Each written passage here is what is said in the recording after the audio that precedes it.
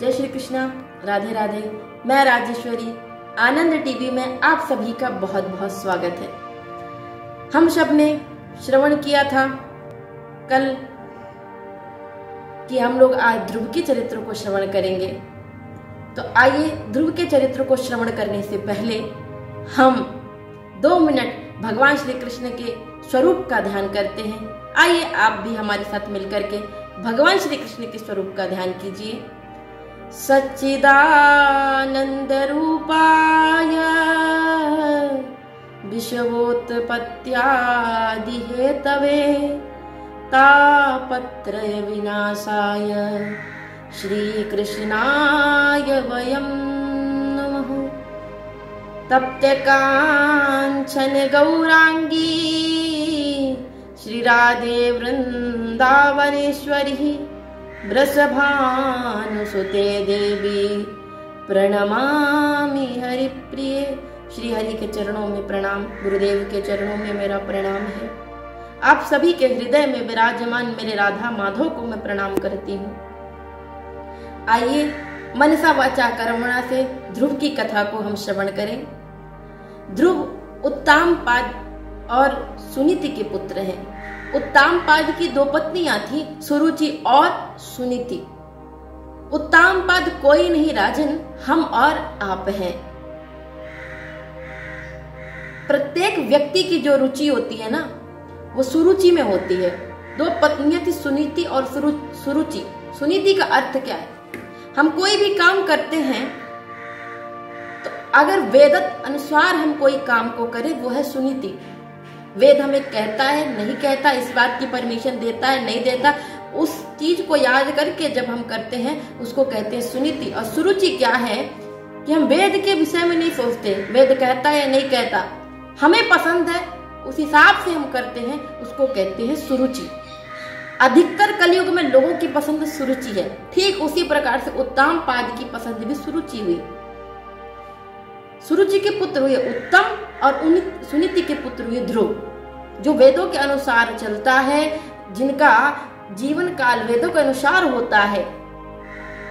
उनके पुत्र होते हैं ध्रुव जैसे, उनके कार्य होते हैं ध्रुव जैसे। एक बार ध्रुव देखे कि उनके बड़े भाई, उनके छोटे भाई उत्तम अपने पिता की गोद में खेल रहे थे। तो पिता की गोद में उत्तम को खेलता देख उनके मन में भी ये विचार आया कि क्यों ना मैं भी अपने पिता की गोद में खेलूं। और जैसे ही ध्रुव जी अपने पिता के पास में आए और खेलने का, जैसे बैठने का प्रयास किया, सुरुचि आई और ऐसे हाथ करके खड़े होकर के कहने लगी, एकदा सुरुचे पुत्र मंकमरोपलायन। सुरुचि कहने लगी, सुनो, बालो सिबत मात्मान मन्य स्त्री गर्भ संभितम नूनम वेद भवान यस्य दुर्लभेर्थे मनोरथा। क्यों ध्रुव, तुमको अपने पिता की गोद में बैठने का इतना ही शौक है तो जाओ जाकर भगवान श्री कृष्ण की तपस्या करना, नारायण की, श्री हरि की तपस्या करना। और जब हरि प्रसन्न हो जाएं तब उनसे कहना कि मुझे सुनीति के गर्भ से नहीं, सुरुचि के गर्भ से पैदा करो, उसके माध्यम से तुम अपने पिता की गोद में बैठ सकते हो। ध्रुव को ये बात बड़ी बुरी लगी कि पहले मैं तपस्या करूंगा, फिर जाऊंगा, उसके बाद भगवान प्रसन्न होंगे तो मैं ये मांगूंगा। बड़ा क्रोध आया, कुछ कह नहीं पाए, वहां से चल दिए। मित्रों ने ये बात उनकी माँ को बताई, ये सुनीति है।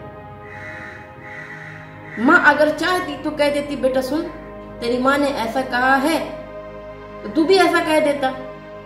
नहीं, सुनीति ने यही कहा, ममंगलम तातु परेश मनसा। बेटा, जो हमारा हर पल हर क्षण अमंगल चाहते हैं उसके लिए भी तुम मंगल की कामना करो। उसका अमंगल और मंगल भगवान करेंगे, हमें नहीं करना है। और ध्रुव, तुम्हारी माँ ने कुछ गलत नहीं कहा। अरे बैठना हो तो श्री हरि की गोद में बैठो ना, ये इंसान की गोद में बैठ के करोगे क्या? जा ध्रुव, तपस्या करना और गोविंद को प्रसन्न करना, ये होती है सुनीति। माँ के कहने पे ध्रुव जी तपस्या, 5 वर्ष के ध्रुव तपस्या करने के लिए निकल गए। जैसे जंगल की ओर जाने लगे, बीच में नारद जी आ गए। जब भी हम भक्ति करते हैं ना राजन, तो हमारी परीक्षा भगवान द्वारा ली जाती है कि हम अपनी भक्ति में कितने दृढ़ हैं। ठीक परीक्षा लेने के लिए नारद जी आ गए। नारद जी कहने लगे, नाधुनाप्युपमानं ते सम्मानं वापि पुत्रकः लक्ष्यामा कुमारस्य। अरे नाधुनाप्युपमानं ते सम्मान, अरे इतने से सम्मान के लिए तुम भगवान को पाने के लिए चल दिए ध्रुव।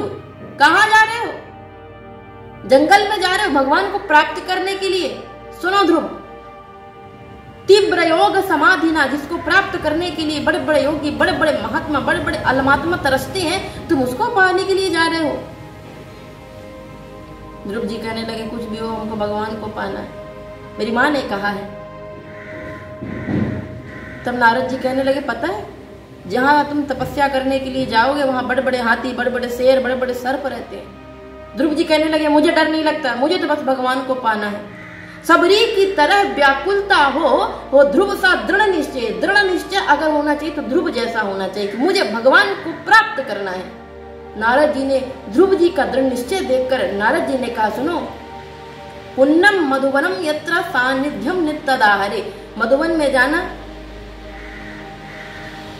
यमुना के किनारे न ज्यादा ऊपर न ज्यादा नीचे बैठ करके वहां ओम नमो भगवते मंत्र का, द्वादक्षर मंत्र का जाप करना चालू कर दिया।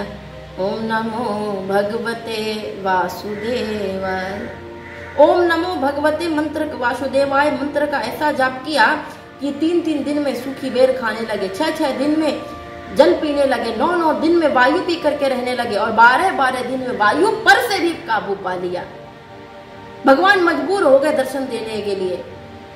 जब भगवान दर्शन देने के लिए आए तो देवताओं से कहते, सुनो देवताओं, मधोर्ध्वनम भृत्य निरक्षयागता, मैं दर्शन देने नहीं जा रहा हूं, मैं ध्रुव के दर्शन करने जा रहा हूं कि 5 वर्ष का बालक इतनी घोर तपस्या कर सकता है। तो ध्रुव जी को दर्शन जैसे भगवान ध्रुव जी के नेत्र खुले, सामने भगवान श्री हरि खड़े हैं। ध्रुव जी छोटे थे, स्तुति करे कैसे उनको पता नहीं थी। तब सतत विवक्षंत मदद विदम हरे ज्ञातस्व सर्वस्व चाहृदवस्थिता कृतांजल ब्रह्ममयेन कम्मुना पा स्पर्श बालम कृपया कपोले। भगवान ने अपने संग को ध्रुव जी के गाल अर्थात कपोल अर्थात गाल में लगा दिया। वेद वेदांत का ज्ञान हो गया। और ध्रुव जी ने भगवान से कोई माया नहीं मांगी। मांगी क्या? भगवान जहां आपकी कथा हो, जहां आपका सत्संग हो, वहां मेरा स्थान हो, यही वरदान मेरे को दीजिए और मुझे कुछ नहीं चाहिए। मांगने योग्य अगर कोई वस्तु है तो भक्ति भगवान से मांगो, क्योंकि यही सबसे कठिन है जो हमको मिल नहीं सकती।